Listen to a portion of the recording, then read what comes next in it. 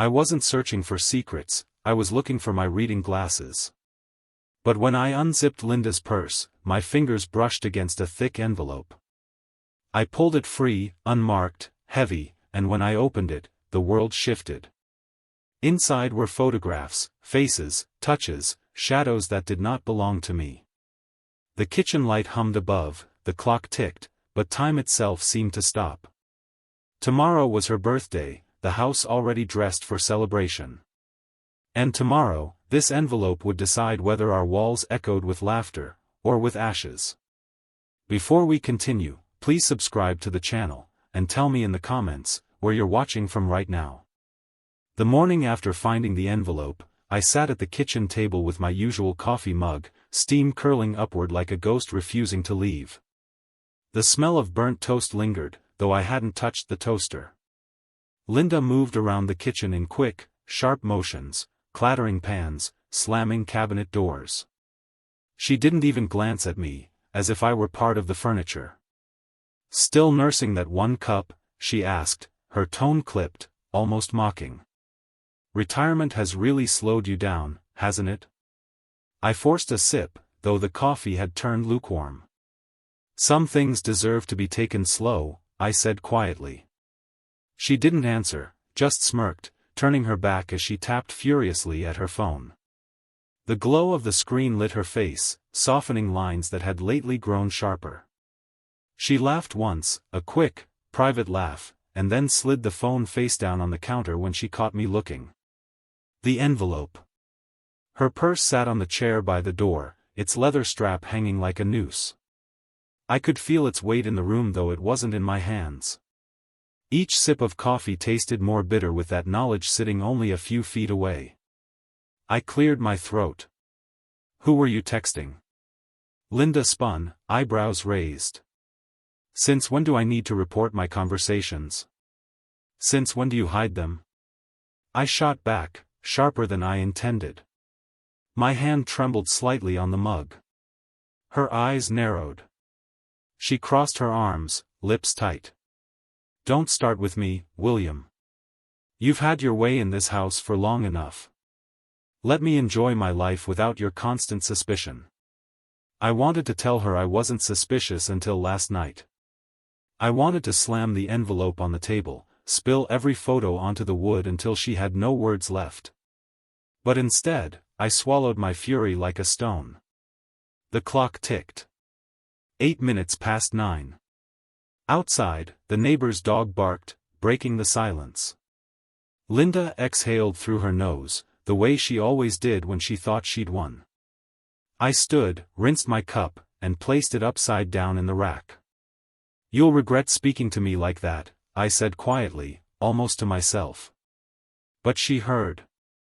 Her laugh was brittle. Don't make threats you can't back up. Not anymore. That night, I couldn't sleep. The ceiling fan spun lazily above, stirring shadows across the room. Linda lay beside me, her breathing steady, too steady. I turned on my side and saw her purse again, resting on the chair. Its zipper glinted under the dim light from the hall. She stirred once, sat up, and reached for her phone. Whispered words slid into the darkness. Don't worry, he won't find out. My heart thudded in my chest. My ears strained for every syllable. She was speaking low, urgent, like a conspirator. I couldn't make out the name she said, but I knew the tone. It wasn't a wife's tone. I closed my eyes before she turned. My breathing slowed into feigned sleep. The mattress dipped slightly as she lay back down. The purse remained on the chair, the envelope inside. Silent, patient, waiting. I stared at the ceiling until dawn, wondering not whether my wife had betrayed me, but how deeply she wanted me to feel. That night, as her whispers faded and silence returned, I realized something chilling: betrayal wasn't hidden anymore. It was being performed, right in front of me. The next morning, I walked down the front steps with the envelope pressed flat inside my jacket pocket. The chill in the air carried the smell of wet grass, sharp and earthy. Across the street, Mrs. Harris stood with her watering can, staring longer than usual. Her lips tightened before she spoke. "Morning, William," she called, too sweet. Then softer, "Saw Linda downtown yesterday." She looked close to someone. "Not you." The can tilted, spilling water onto the pavement. She avoided my eyes, as if gossip carried its own weight of guilt. I forced a polite nod. People see what they want to see. But inside, her words landed like stones on a fragile glass table. When I stepped back inside, Linda was already at the dining room mirror, adjusting her earrings. Her smile flashed at her reflection, not at me. "Don't look so sour," she said lightly. "Tomorrow's supposed to be a celebration." I hung my coat, the envelope rustling as I moved. Her eyes flicked toward the sound, sharp, suspicious. "Linda," I began carefully, "neighbors are talking. You've been seen." Her hand froze on the clasp of her necklace, then fell. She turned slowly, eyes narrowed, lips curled in irritation. "Seen? By busybodies who have nothing better to do? And you, listening to them?" "I'm listening because it's becoming impossible not to," I replied. My voice was calm, but my fingers dug into the back of a chair. She laughed once, short and bitter. "You've always cared too much about appearances. That's why you'll stay quiet tomorrow. Do you understand?" The air shifted. A warning had entered the room. "What do you mean?" I asked, though I already knew. She stepped closer, perfume too heavy, like wilted roses covering decay. "I mean, don't ruin my birthday. Don't embarrass me in front of my friends. Smile, clap, raise a glass, and keep your mouth shut. Or you'll regret it." The word regret slithered across the space between us. It wasn't a scream. It wasn't rage. It was colder, an ultimatum dressed as advice. I let silence hang until she turned away. Her purse rested on the table, unzipped, the envelope's corner peeking like a secret begging to be seen. She snapped it shut, her hand protective. For a second, I wondered if she already knew what I had found. By evening, I stopped at the grocery store. Whispers trailed me down the aisles. The cashier smiled politely but lingered too long on my hand when I passed the bills, as if sympathy traveled skin to skin. "Rough week?" she asked softly. I didn't answer. Words felt dangerous. At home, Rachel sat on the couch scrolling her phone. She barely glanced up. "Mom says don't be difficult tomorrow," she said flatly, as if repeating orders. I studied her face, the one that once clung to me in fear of storms, the one that once asked me to braid her doll's hair. Now her voice carried her mother's sharpness. "She's worried about appearances," Rachel added. "Just, don't make things worse." "Worse?" I asked quietly. Rachel didn't look up. "You know what I mean." I walked past her, my chest tight, the envelope inside my coat a burning coal. That night, lying in bed, I listened again as Linda whispered on her phone. I couldn't catch the words this time, only the soft laugh at the end. A laugh that wasn't meant for me. The house was quiet again, but my mind wasn't. Her warning echoed, "Don't embarrass me tomorrow, or you'll regret it." The line repeated in my head until it no longer sounded like a request. It sounded like a threat. The morning sunlight cut across the kitchen table in sharp lines, turning the grain of the wood into bars of a prison. I sat with the monthly bank statement spread open in front of me, the numbers etched into my mind like scars. Whole sums of money vanished. Withdrawals I hadn't made, charges from boutiques and restaurants I had never set foot in. At first, I thought it was a mistake. A clerical error. But page after page showed the same truth: someone was bleeding our accounts dry. Linda drifted in, humming under her breath. Her silk robe trailed across the floor, perfume still clinging to her skin from last night's whispered phone call. She glanced at the papers but didn't slow. "What's that?" she asked casually, reaching for the orange juice. Our bank statement, I said. My voice was steady, though my hands pressed hard against the table.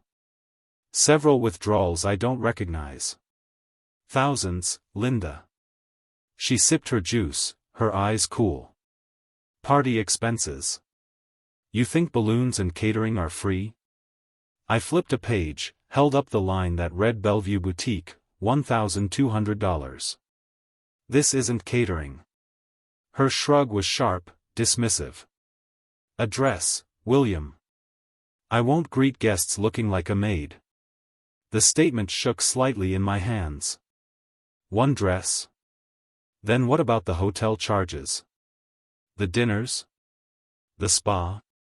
She placed the glass down hard enough for the rim to chip. Why are you interrogating me? It's my birthday. I deserve something for myself after years of living under your control. The word control struck me. As if sacrifice had been tyranny. As if the decades of work, of sweat, of giving her everything, had been nothing but chains. My jaw tightened. You've drained our savings, Linda. For what? To parade in front of your friends? Her eyes flared, then cooled. She leaned close, voice low. Careful, William. Don't you dare embarrass me tomorrow. Not over a few missing dollars. A few missing dollars. The phrase burned. Behind her on the sideboard, her purse rested, leather strap curled like a snake. The envelope inside seemed to pulse, a second heartbeat in the room. I imagined pulling it out, slamming the photos down next to the statement, watching her face collapse under the weight of truth. But instead, I folded the paper slowly, sliding it back into its envelope, the bank's envelope this time, not hers. 2 envelopes now. One filled with numbers, one filled with images. Both proof of betrayal. That evening, I walked to the bank. The young teller's hands hesitated when she saw the account activity. Sir, some of these transfers, she trailed off, eyes darting up at me. Pity flashed across her face. I forced a thin smile. Thank you. That'll be all. But I caught the way she whispered to her colleague as I left. Already, the whispers were multiplying. At home, Rachel asked about dinner. I told her to use the card. An hour later she stormed back, cheeks flushed. It declined, she snapped. Embarrassed me in front of the cashier. Mom said you'd cover everything, what's wrong with you? I didn't answer. My silence was heavier than any words I could offer. Later, I sat alone in the living room. The bank envelope lay on one side of the table, Linda's hidden envelope on the other. Both edges curled slightly in the night's damp air. Both contained truths she had hoped to bury. I leaned back in the chair, eyes on the ceiling, and whispered to myself. Receipts didn't match. And the bank account wasn't the only thing she was draining. If you're still here, don't forget to subscribe, and comment your thoughts. For the first time, I realized, this wasn't carelessness. It was calculated. And tomorrow, they would push harder. The following evening, the house felt louder though no one raised their voice. Chairs scraped, silverware clattered, glasses clinked too hard against the table. It wasn't noise, it was intention. Linda's friend, Marjorie, had joined us for dinner. She was the type who spoke with her chin lifted, each word polished for cruelty. She glanced at me over her wine glass, eyes glimmering. You must be relieved, William, she said sweetly. Most men your age fade into the background. At least Linda still has people who keep her entertained. The words cut sharper than knives. Rachel stifled a laugh, hiding her smile behind her phone. I set down my fork carefully. I'm glad you think mockery is entertainment. Marjorie smirked. Oh, don't be so sensitive. A man should know his limits. Linda joined the laughter this time. He's always been too serious, Marjorie. Doesn't know how to loosen up. The table blurred for a moment as my vision burned hot. My own daughter looked at me then, not as a daughter should look at her father, but as if I were an unwanted guest in my own house. I reached for my water, hands steady though inside I trembled. "Respect doesn't loosen," I said quietly. "It disappears." The silence that followed was short, punctured quickly by Rachel's sharp voice. "Mom's right, Dad. You read too much into things. Not everything's an attack." I stared at her, searching for the child I once carried on my shoulders at the fair. All I saw was loyalty redirected, her allegiance no longer mine. On the sideboard, Linda's purse lay open. My eyes caught the corner of the envelope sticking out, a pale ghost against dark leather. For a fleeting second, I imagined standing up, reaching for it, ending the charade then and there. But I didn't. Dinner ended with clinking plates and forced laughter. As Marjorie left, she leaned close to Linda and whispered loud enough for me to hear, "He doesn't have the strength to fight back." Their giggles lingered after the door shut. I remained in the dining room, my hand brushing the envelope when I finally picked it up. My fingers trembled as I slid one photo free, intending only a glimpse, but what I saw froze me. Not the image itself, I had already seen enough to know betrayal. But on the back, written in black ink, were words that made my blood run cold. "Wait until he sees this." The handwriting wasn't Linda's. The photo slipped from my hand, landing face down on the floor. Rachel walked in at that moment, her phone in hand, and bent to pick it up. I snatched it before she could turn it over. "Careful," I said, too quickly. "Private papers." She frowned. "You're hiding things, Dad. Mom says you're being paranoid." "Then believe her," I muttered, slipping the photo back into the envelope. My heart pounded so loudly I feared she might hear it. That night, I sat alone in my study with the envelope before me. The handwriting confirmed what I had begun to suspect: this wasn't random betrayal. This was staged, designed, orchestrated.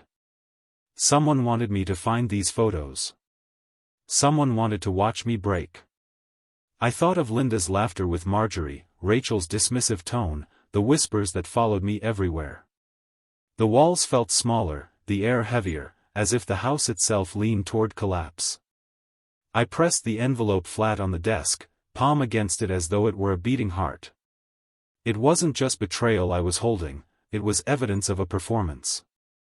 A performance written for an audience of one, me. The next day, Linda announced a surprise guest for lunch. I knew before he even stepped through the doorway that this wasn't kindness, it was strategy. A man in a pressed suit entered, carrying a leather folder. His smile was polite, too polished, the kind a salesman wears before pulling the rug. "William," Linda said, her voice sugary, "this is Daniel, an old friend. He's a lawyer now. He's been helping us with some paperwork." The word "us" lodged like a thorn. Daniel extended his hand. His grip was soft, calculated. He placed the folder on the table between us, sliding it as if delivering treasure. "Just routine, sir. Nothing to worry about. A simple transfer of property to streamline your estate." Linda's smile widened. Rachel watched from the doorway, arms folded, her face unreadable. I opened the folder. Legal jargon stared back, dense and cold. At the bottom of the page, a line waited for my signature, my name already typed neatly, waiting for my hand to make it real. "What is this?" I asked, my voice steady. "Tax purposes," Linda said quickly. "Everyone does it. Makes things easier down the road." I glanced at her. "Easier for who?" Her eyes hardened, lips tight. "For all of us. Stop being difficult." Daniel cleared his throat, as if to smooth the tension. "It really is routine. With one signature, you'll avoid headaches later. Think of it as protecting your family." The word family rang hollow. I pushed the folder back toward him. I don't sign papers I don't understand. Linda's hand slapped the table, sharp as a gunshot. Why must you make everything so hard? Rachel flinched. The sound echoed in the silence that followed. Outside, I caught sight of our neighbor, Mrs. Harris, peering through her curtains. The angle of her head told me she'd seen Daniel arrive, seen the folder on the table. By tomorrow, the whole street would know. The lawyer's smile didn't falter, but his eyes flickered. Of course, no pressure. But refusing may complicate things legally. I leaned back, folding my arms. Pressure only works on the weak. The room chilled. Linda stood abruptly, snatching the folder, shoving it into her purse with trembling hands.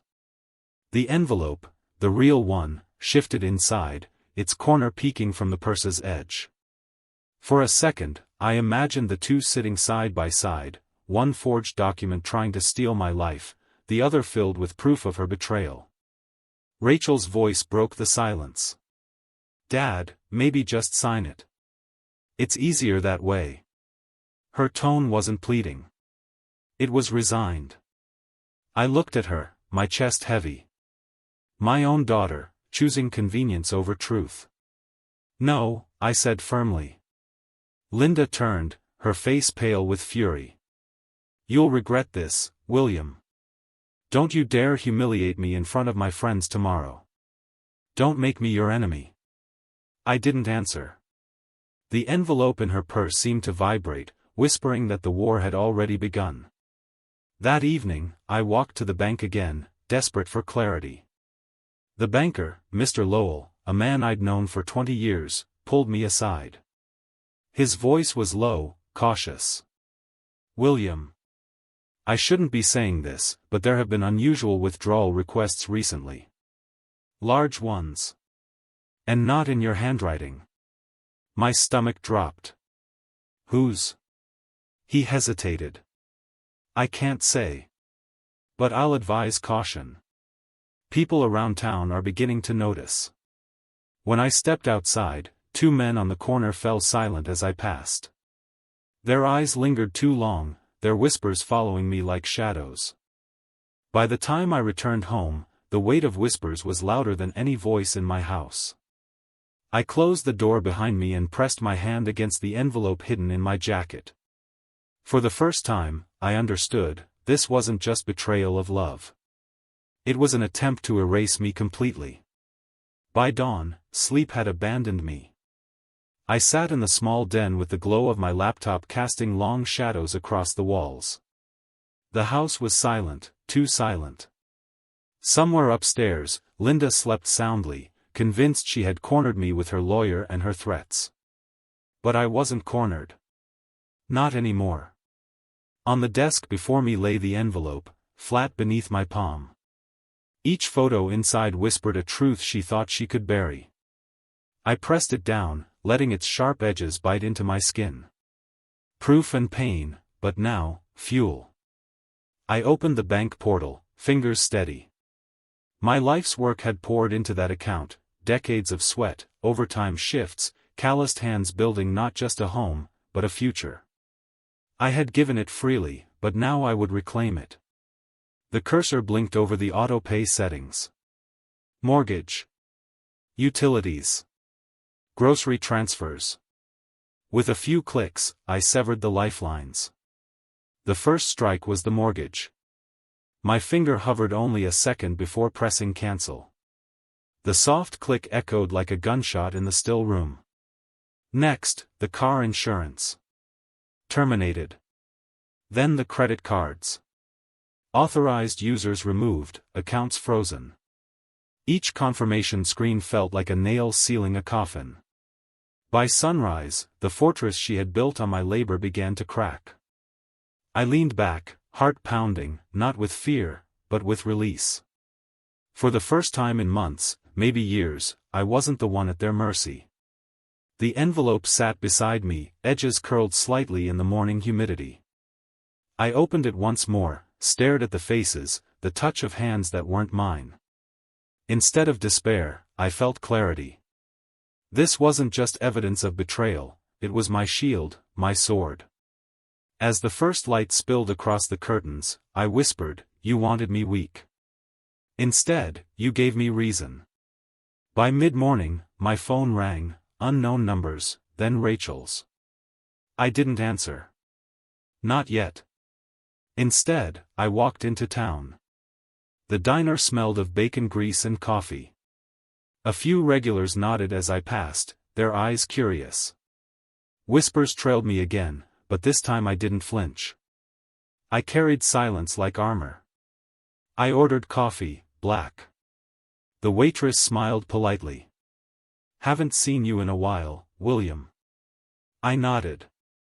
"Been busy." The truth was, I had been busy, digging my own grave without realizing. Now, I was digging theirs. I left a bill under the cup and returned home. Linda was in the living room, pacing, phone in hand. She spun when she saw me. "Did you cut the cards?" The mortgage bounced. Her voice trembled, sharp edges turning to panic. I said nothing. I only walked past her, upstairs, the envelope pressed firmly under my arm. She followed, shrill now. "Answer me, William. What did you do?" At the landing, I turned slowly. Her face was pale, anger carved deep. "This house was built by my hands," I said, my voice calm. "If you want to play games with papers and lies, then learn what it feels like when the ground shifts beneath you." Her jaw dropped. For the first time, I saw not arrogance, but fear. Rachel appeared at the top of the stairs, eyes wide, phone clutched like a lifeline. She stared between us, unsure which truth to believe. I held the envelope up, not opening it, just showing its weight. "Everything has a cost, Linda. And I've decided, you'll start paying yours." Her lips parted, no words escaping. Rachel whispered, "Dad," but her voice cracked, fragile. I turned away, leaving their silence heavy in the air. That night, I sat alone again with the laptop. More cancellations, more cuts. Each stroke of the keyboard felt like reclaiming breath after drowning. The envelope rested on the desk, no longer just evidence of betrayal, now, a ledger of war. By nightfall, their phones would ring, their bills would bounce, and my silence would be deafening.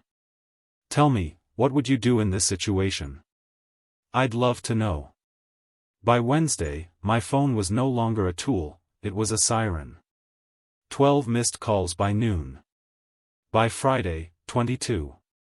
Each voicemail carried the same rhythm, Linda's fury, Rachel's panic, silence filled with their unraveling. The first one began almost calm. "Dad," Rachel's voice wavered, "the bank says the mortgage bounced. Mom's upset. Please call back." The next was sharper. Linda's voice, venomous, "You think this is funny? Freezing accounts? You're playing with fire, William." By the third day, desperation leaked through. Rachel, crying now, "Please, Dad, the grocery card didn't work." I was humiliated. "Why are you doing this?" I sat in the motel room I'd rented for quiet, the envelope spread before me on the small desk.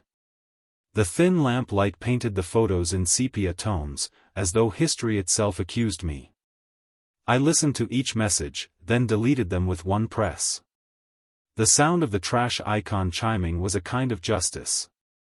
Outside the motel window, a neon sign buzzed.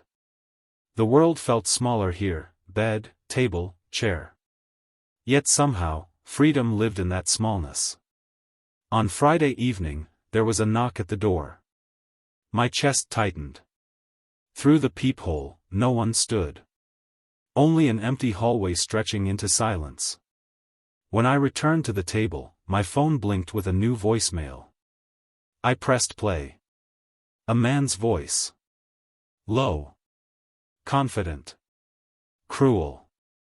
"Tell him," he said, laughter in his throat, "tell him he'll never find out. He's too blind, too slow. By the time he knows, it'll be over." Then silence, broken only by Linda's faint giggle in the background. It wasn't a mistake. It was deliberate. A message planted for me to hear. I gripped the phone so tightly my knuckles whitened. My other hand pressed against the envelope, its edges biting into my palm. Rage surged, but so did clarity. They weren't panicking because they'd lost money, they were panicking because their performance was crumbling, their stage collapsing. That night, I walked to the diner across the street. The waitress poured me coffee without asking, her eyes flicking to my face with quiet curiosity. "Everything all right, William?" she asked. I stirred the cup slowly, the steam rising like smoke from an unseen fire. "Everything," I said, "is finally becoming clear." Two men at the counter lowered their voices, but not enough. "His wife. You hear about the cards?" "Yeah. Whole house of cards falling, if you ask me." Their chuckles carried across the room. I didn't interrupt. For the first time, whispers didn't wound me. They defended me. Back at the motel, I placed the envelope on the nightstand, watching it as I lay down. The paper glowed faintly under the cheap lamp, like a warning flare in the dark. I drifted into uneasy sleep, their voices still ringing in my head, the laughter, the cruelty, the assurance that I would never find out. But I had found out. And tomorrow, they would see just how blind I wasn't. Through the peephole the next evening, shadows moved. When I opened the door, two figures stood there, my wife and my daughter. And for the first time, their desperation outweighed their pride. The night of Linda's birthday arrived, heavy with the smell of perfume, roasted meats, and false laughter. The house glowed with string lights, wine glasses clinked, and the chatter of her friends filled the rooms like a staged play. I stood near the back wall, the envelope tucked inside my jacket. The paper felt hot against my chest, as though burning through the fabric. Every laugh Linda gave sounded louder than it should, each one directed at someone else, never me. "William." Marjorie, her friend, spotted me. She lifted her glass, smirking. "You finally decided to join the living. Linda was worried you'd sulk in the shadows all night." The guests chuckled politely. My jaw tightened, but I smiled. Sometimes shadows see clearer than the light. Her smirk faltered. Linda breezed past, radiant in her new dress, one I now knew had been bought with my stolen money. She kissed cheeks, shook hands, accepted gifts, all while avoiding my eyes. Rachel hovered at her side, her smile brittle, her phone clutched like armor. The toasts began. One friend spoke of Linda's strength. Another praised her youthful spirit. Each word was a needle pricking deeper into my skin. Finally, Linda lifted her glass, her voice ringing with confidence. "To family, to friends, to a future brighter than ever." Applause thundered. She basked in it, her eyes shining. I set my glass down slowly. My hand slipped inside my jacket. The envelope was cool again now, ready. The projector sat in the corner of the room, prepared for a slideshow Rachel had made of old family photos. With 3 taps, I had switched the files earlier in the day. My heart pounded as the lights dimmed. At first, the screen showed a smiling Rachel as a child, Linda holding her hand. Laughter rippled through the guests. Another slide, me, years younger, holding a fishing rod, Rachel on my shoulders. Nostalgia softened the room. Then came the third image. A silence fell. Not a family photo. Not a memory. One of those photos. Linda's hand clasping a man's arm that wasn't mine. The grain of a hotel curtain behind them. Her face turned, lips inches from his cheek. A gasp tore through the crowd. Glasses clinked against tables as hands froze midair. Another photo appeared, Linda's profile, her smile too intimate, too knowing. Rachel's phone slipped from her hand, clattering against the floor. Marjorie muttered, "Oh my God." Linda leapt forward, nearly tripping over her dress. "Stop it. That isn't what it looks like." Her voice cracked, too shrill. But it was what it looked like. I stood silent in the corner, arms folded, letting the murmurs fill the room. A man coughed, uncomfortable. A woman whispered, "Is that real?" Another replied, "He wouldn't dare if it wasn't." Linda whirled on me, her face pale, eyes wide with fury. "William! How dare you?" I met her gaze, unblinking. "How dare you?" Rachel's voice wavered, barely audible. "Mom." Linda's hands shook as she reached for the projector. But the damage was already done. Only 2 photos had been shown, but that was enough. Too much to deny, not enough to explain away. The whispers swelled, a tide rising higher with each second. "Did you see? Wasn't that in a hotel? He must have known for a while." Linda turned in circles, her mask crumbling.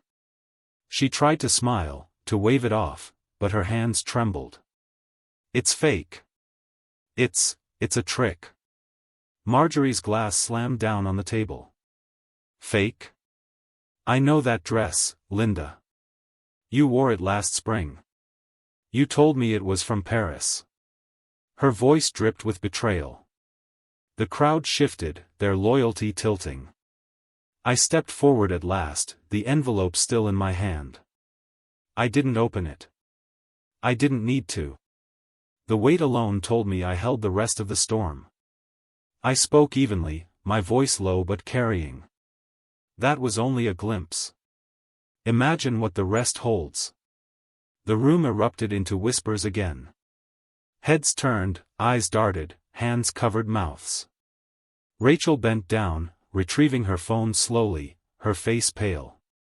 She didn't look at her mother. Not once. Linda's fury cracked into desperation. She grabbed my arm. "Stop this. Please. Don't humiliate me further." I pulled free. "Humiliation isn't something I gave you. It's something you earned." The guests had gone quiet now, waiting, watching. Every eye on us. The laughter that once filled the room had been replaced by suspicion, by judgment. I turned toward the door, my voice calm. "Enjoy your party, Linda. It may be your last one here." As I left the room, I heard the whispers swell behind me. "If that was only part, what else is he hiding?" Stay with me, because what happens next will shock you even more. The morning after the party, the house was silent in a way I hadn't heard in years. No laughter, no music, no Marjorie's shrill voice filling the kitchen. Only silence, thick, accusing. I sat at the dining table with the envelope in front of me. Its corners were bent now, edges frayed from my grip. The night's whispers still echoed in my ears. If that was only part, what else is he hiding? Linda entered in her robe, her eyes ringed with sleeplessness. Rachel trailed behind her, pale, clutching her phone as if it were the last piece of solid ground left. "You ruined everything," Linda hissed. "Do you know how humiliated I was? How humiliated we were?" I looked up slowly. "No. You ruined everything. I simply let the truth breathe." Rachel spoke, her voice barely above a whisper. "Dad, why did you stop at only 2 photos?" I let the question hang. Her mother's glare snapped toward her, but Rachel didn't look away. A crack had formed. The doorbell rang before either could speak again. I opened the door to find Sheriff Miller standing there, hat in his hands, his face grim. Behind him, Daniel, the slick lawyer who had tried to trap me with papers. His smile had vanished. "Morning, William," Miller said. His tone was respectful, almost careful. "Mind if I come in?" Linda hurried forward. "Sheriff, thank God you're here. He's losing his mind. He's waving around fake photos, embarrassing me, cutting off money. This is elder abuse." Her words stumbled out too quickly, too rehearsed. Miller's eyes narrowed. Funny, Linda. Because last night I received a call from the bank. Seems someone tried to take out a line of credit against William's property. 50,000. Denied because the signature didn't match. The air thickened. Daniel shifted uneasily, clearing his throat. There must be some misunderstanding. Miller's voice cut like steel.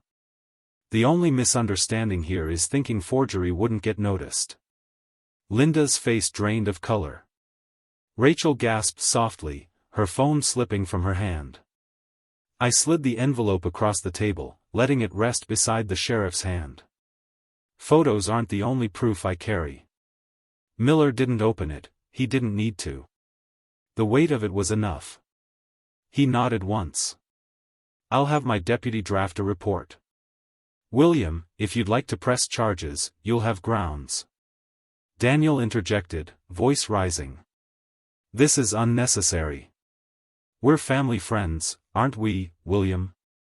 I leaned forward, my tone calm, measured. Friends don't put knives in each other's backs. And family doesn't forge signatures.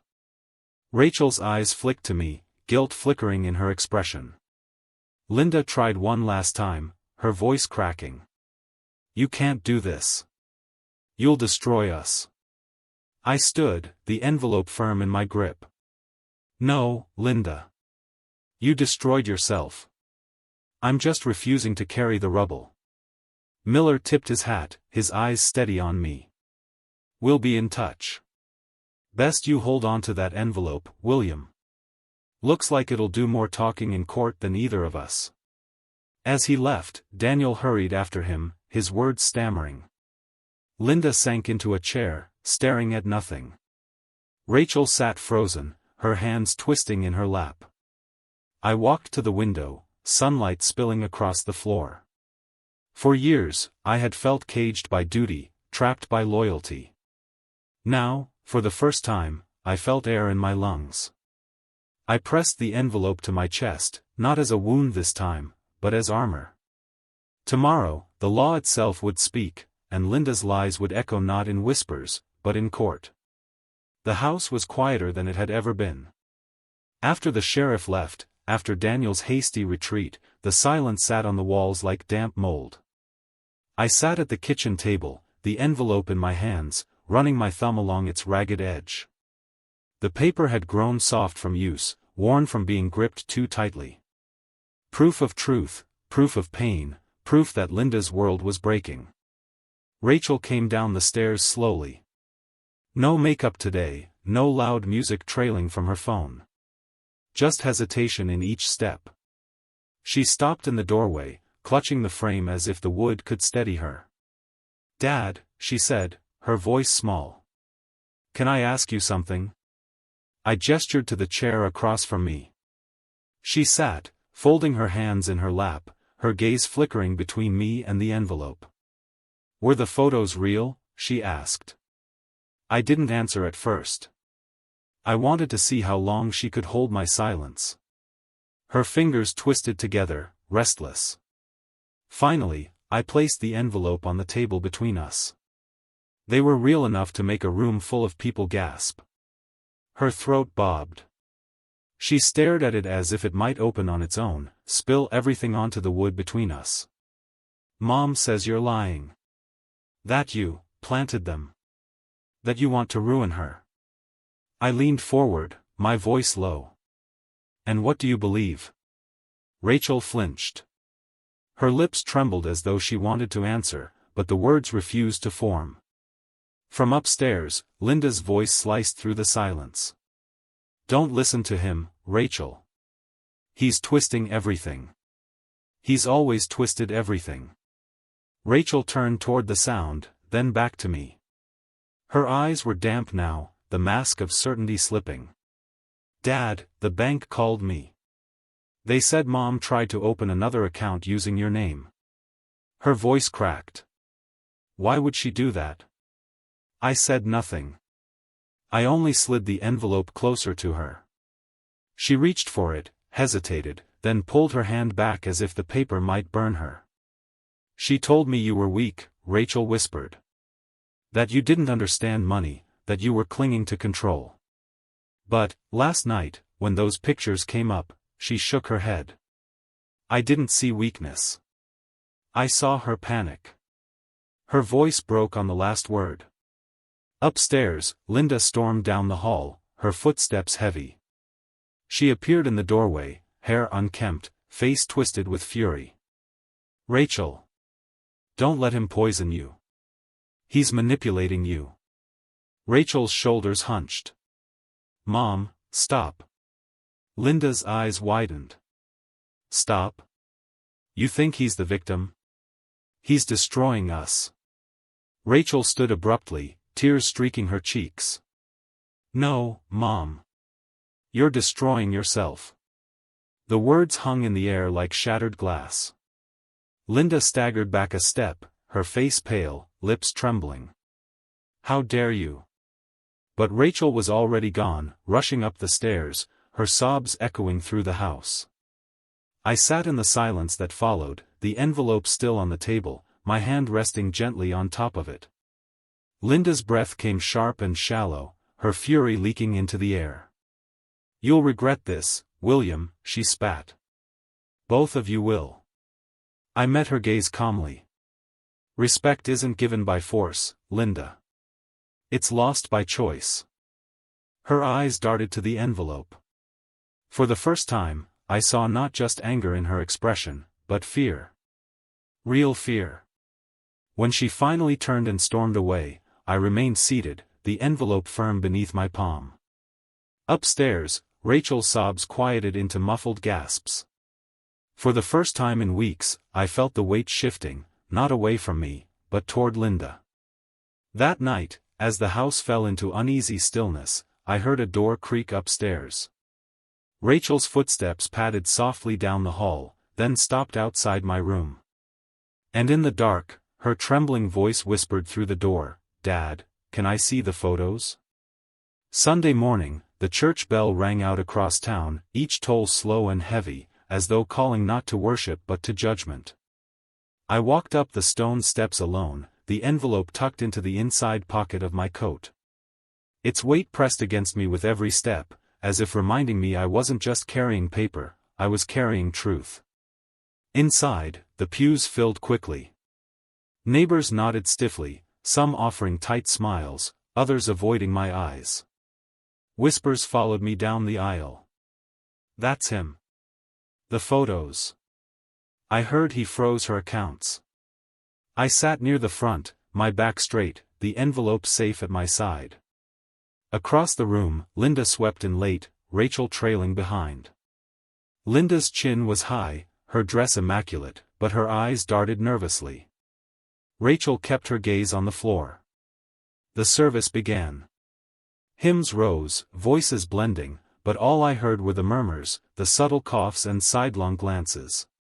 When Pastor Green stepped to the pulpit, his voice was steady, but there was an edge to it. Today, he said, we speak of betrayal and truth. Of burdens carried too long, and the moment they must be set down. The words fell like stones in still water. Every head seemed to turn toward me, then toward Linda. She shifted in her seat, lips pressed into a thin line. I lowered my eyes, but my hand rested on the envelope, fingers brushing the crease. After the sermon, as we filed out, Pastor Green placed a hand gently on my arm. His eyes met mine, kind, but knowing. Some burdens aren't meant to be carried forever, son, he whispered. His gaze flicked briefly toward the pocket where the envelope rested. Then he squeezed my arm and moved on. The air outside was crisp, almost cold. Parishioners gathered in clusters, their conversations hushed but pointed. Can't believe she let it get this far. William always seemed steady, never thought she'd do that. And the daughter, poor thing caught in the middle. Linda stepped into the sunlight, her face arranged in a brittle smile. Lovely service, she said loudly, her voice trembling at the edges. Marjorie, once her ally, didn't return the smile. Lovely sermon, she corrected, before walking away. Others followed, leaving Linda standing alone in the open space. She turned on me suddenly, her voice sharp, carrying across the steps. "Are you happy now, William? You've dragged me through the mud in front of the whole town." Her words silenced the crowd. Heads turned. The gossipers stopped pretending to whisper. I didn't raise my voice. I didn't drag you anywhere. You walked there yourself. Gasps rippled through the onlookers. Rachel's eyes widened, her face pale. Linda's fury cracked, desperation spilling out. "Don't listen to him. He's lying. He forged everything." The crowd murmured, shifting uneasily. I slid my hand into my pocket and tapped the edge of the envelope, letting the gesture speak louder than words. Eyes followed. Everyone knew what it was by now. Proof. The kind that silenced rumors and turned whispers into certainty. Linda faltered, her voice shrill now. "You think that envelope makes you strong? You think?" Rachel stepped forward suddenly, her voice trembling but clear. "Mom. Stop." The words froze her. The crowd leaned closer, straining to hear. Rachel's eyes filled, her voice breaking. "I've heard the voicemails. I know the bank called. You can't keep pretending." Linda staggered back, her hand clutching the railing as though the stone itself might hold her up. Silence spread across the church steps, broken only by the rustling of leaves overhead. I straightened my coat, the envelope firm against my chest. "The truth always comes out, Linda. One way or another." The crowd parted as I walked down the steps, their eyes following me, their whispers no longer questions but verdicts. And behind me, Linda's voice cracked into a scream, one last desperate cry against a truth she could no longer control. By Monday morning, I had stopped waiting for apologies. They would never come. Instead, I walked into my lawyer's office with the envelope tucked neatly under my arm. Mr. Carlson had been my attorney for 20 years, a man with a silver beard and eyes that missed nothing. He gestured for me to sit, his desk already cleared, as if he knew I was coming with something heavier than words. I laid the envelope down in front of him. "This isn't just evidence," I said. "It's the end of a performance that went on too long." He slipped on his glasses, slid the photographs out one by one, his expression tightening. When he turned them over and saw the handwriting, "Wait until he sees this," his jaw clenched. "William," he said carefully, "this is more than infidelity. This is collusion. Humiliation meant to break you. And combined with the bank records, the forged documents, we can do more than defend you, we can dismantle them." His words lit something inside me. Not anger this time. Not even relief. Resolve. "Then let's dismantle them," I said. We spent hours drafting papers. A petition to separate assets. A motion to investigate the attempted fraud. And finally, my own decision, rewriting the will that Linda believed still bound me to her. Instead of passing the estate to my wife and daughter, the assets would be directed to a community trust, scholarships for children who had no one else. My life's work wouldn't feed betrayal, it would feed hope. When the ink dried, Carlson slid the final document toward me. "This is more than protection, William. This is revenge." I pressed the pen to paper, the stroke steady, final. For the first time in months, maybe years, my hand didn't tremble. That evening, I returned home. Linda sat at the kitchen table, her eyes bloodshot, her glass half empty. Rachel hovered in the corner, pale and silent. She looked up as I entered, bitterness dripping from her words. "What now, William? You've paraded me through town. You've taken the money. What's left?" I set the lawyer's folder down gently, the envelope resting on top. "What's left," I said evenly, "is truth. And truth has weight, Linda. More than money. More than gossip." She laughed, hollow and brittle. You think people respect you for this? They pity you. You've destroyed your own family. I leaned forward, voice low, cutting. No, Linda. I didn't destroy this family. I just stopped hiding what already was. Rachel's eyes brimmed with tears, her hand gripping the counter. For a moment, she looked at me as though she wanted to speak, but the words died on her lips. I opened the lawyer's folder and slid the will across the table. Linda's hand reached for it, trembling, but I stopped her with a single finger pressed to the envelope. This doesn't go to you, I said. Not the house. Not the savings. Not even the land. It goes to the town, to children who never asked for betrayal. Her mouth fell open.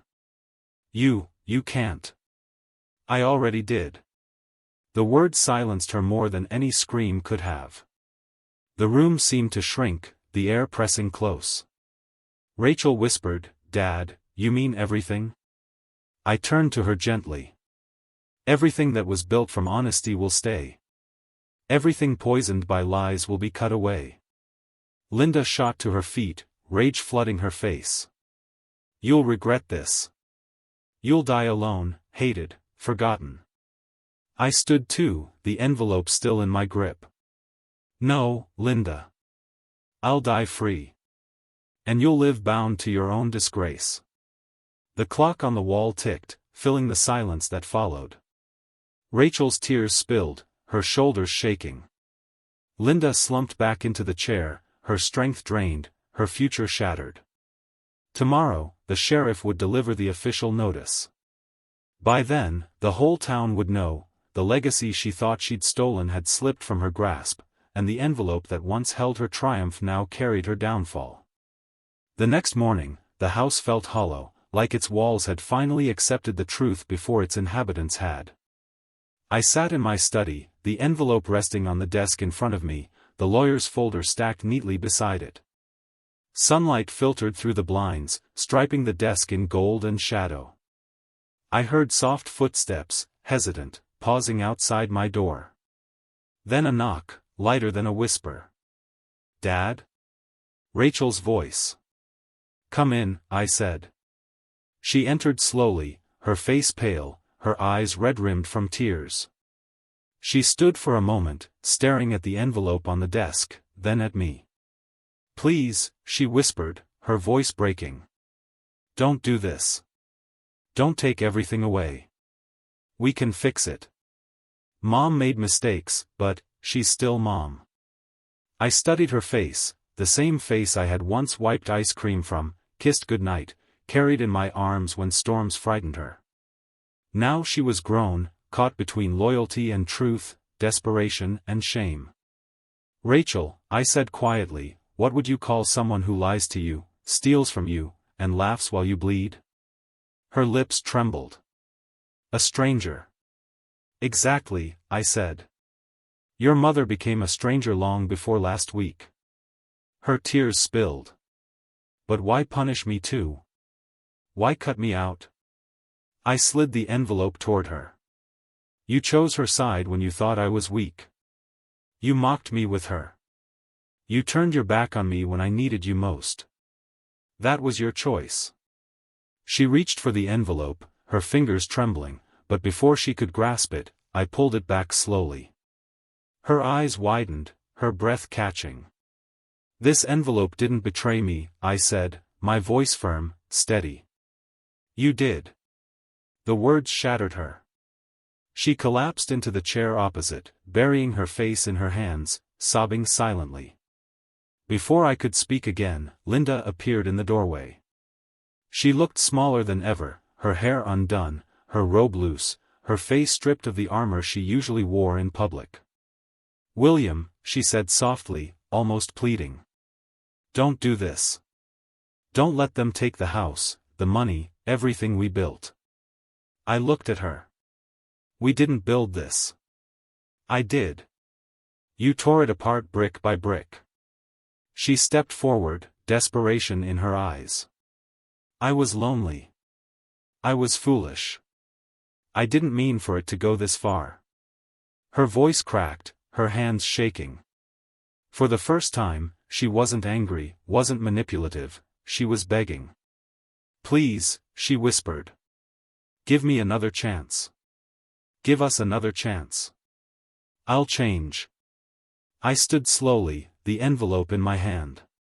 Her eyes followed it as though her entire life depended on whether I opened it or burned it. "Change?" I asked. "You planned my humiliation. You drained our accounts. You tried to erase me with forged papers. Change doesn't come from desperation, it comes from truth. And you've never spoken it." She dropped to her knees. "William, please. Don't leave me with nothing." I looked down at her, the envelope clutched tightly. "You already have nothing," I said. "You just refuse to admit it until now." Rachel reached for me, her sobs shaking her shoulders. "Dad, please. I'm sorry. I didn't know. I was blind. Don't shut me out forever." I placed my hand gently on her shoulder. For a moment, her sobs stilled. "I don't shut doors forever," I said quietly.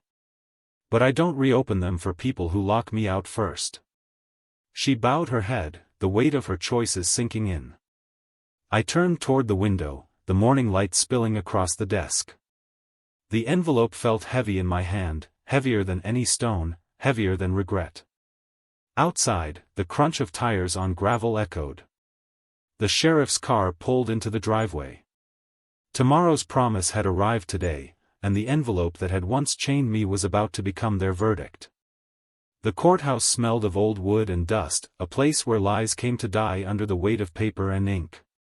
Sunlight streamed through the tall windows, cutting across the room in golden beams, turning dust motes into sparks of judgment. I sat at the plaintiff's table, the envelope resting in front of me, its once ordinary paper now worn, edges curled from weeks of being clutched, hidden, fought over. Across the room sat Linda, her hair pinned tightly, her dress immaculate, as though appearances could still save her. But her hands shook where they rested on her lap. Rachel sat beside her, eyes downcast, no longer defiant, just hollow. The sheriff stood tall at the front, papers in hand. "Your Honor," he said, his voice echoing, "we present evidence of attempted fraud, forged signatures, unauthorized withdrawals, and deliberate misrepresentation." Gasps rippled through the spectators' benches. The town had come to watch, not out of duty, but hunger. For weeks, whispers had filled kitchens and sidewalks. Today, they came for answers. The judge adjusted her glasses. "Do you have physical proof?" I rose, the envelope in my hand. The room stilled as I crossed the floor. I placed it carefully on the bench. "Inside this," I said, my voice steady, "are the photographs my wife hid. On their backs, handwriting meant to humiliate me. Alongside bank records already submitted, this shows not only betrayal, but intent." The judge opened the envelope, sliding one photo free. The image stared back at her, silent testimony. She turned it over, reading the words aloud, "Wait until he sees this." A murmur swelled through the room. Linda flinched as if struck. The judge nodded slowly. "Noted for the record." The sheriff continued. "Additionally, Mr. Lowell from the bank confirms that a line of credit was attempted in Mr. Williams's name without authorization. The signature did not match." I glanced at Rachel. Her shoulders sagged. She looked at me for the first time, not with contempt, but with shame. The judge leaned forward. "Linda Williams, do you contest these findings?" Linda's voice cracked. He planted it. He made it all up." Her words were thin, lifeless. No one believed them. Not anymore. The judge's gavel struck once. "The evidence is sufficient. Assets are to be separated. The contested estate will be redirected according to the new will." Gasps again, louder this time. People leaned forward as the sheriff read, effective immediately. Williams' assets will fund the Greenway Community Trust, scholarships for children in need. The crowd erupted. Whispers turned to exclamations. He gave it away. Not to them. To the town. God bless him. That's dignity. I stood straighter, the envelope still on the bench, no longer mine to guard. For weeks it had been a weapon, a shield, a burden. Now, it was evidence, sealed in the court's record. Linda collapsed into her chair, her face drained, her body trembling. Rachel sat frozen, tears slipping silently down her cheeks. As I walked out of the courtroom, the crowd parted. Neighbors, once whispering behind curtains, now looked at me with respect, some even with admiration. Hands touched my shoulder, murmured words followed, "You did the right thing. Took courage. We see you now." Outside, the sun was blinding, brighter than I had seen in months. I paused on the courthouse steps, breathing in the air, heavy yet free. For years, that envelope had carried their lies. Today, it carried my freedom. I didn't need to hold it anymore. My dignity was no longer bound to paper, it was bound to truth. As I walked down the steps, the crowd behind me buzzing with verdict and vindication, I knew this story was finished, not with rage, but with release. And for the first time in a long time, I walked lighter, because the weight I carried had finally been laid down. If you liked this story, like the video, subscribe, and share your impressions in the comments. To hear the next story, click the box on the left.